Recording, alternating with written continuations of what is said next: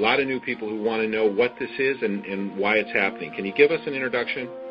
Yeah, again, the term geoengineering, a.k.a. chemtrails, the layman's term for what we see happening in the skies, but this is weather modification on a global scale. In fact, these programs are so large and so all-encompassing that all other weather modification programs that go on a smaller regional basis are they're negated by the scope and scale of the global geoengineering programs. And these programs involve a number of aspects. You have the saturation of the atmosphere with various chemical and metal particulates.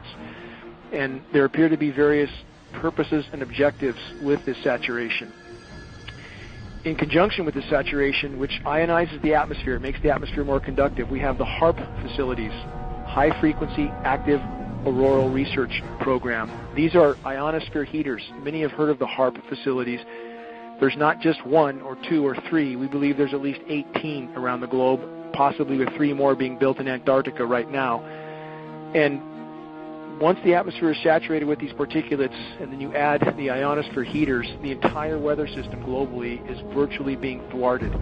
There is no natural weather at this point, and we really don't know what sort of climate conditions we would have necessarily if these programs were brought to a halt. I mean, they desperately need to be brought to a halt because the saturation of the atmosphere is thwarting the hydrological cycle. It's totally disrupting the rain cycle.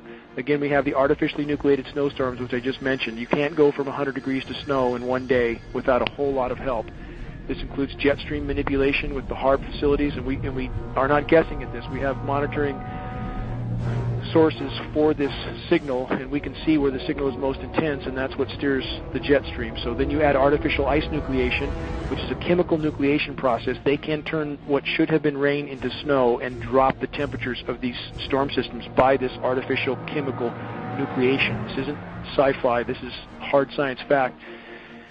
The weather disseminating agencies are trying desperately their task, and they're all owned at the very top, it appears, by the Rothschilds and or other parts of the global elite complex. Rothschilds in particular are ownership of Weather Channel, Weather Central, Weather Underground.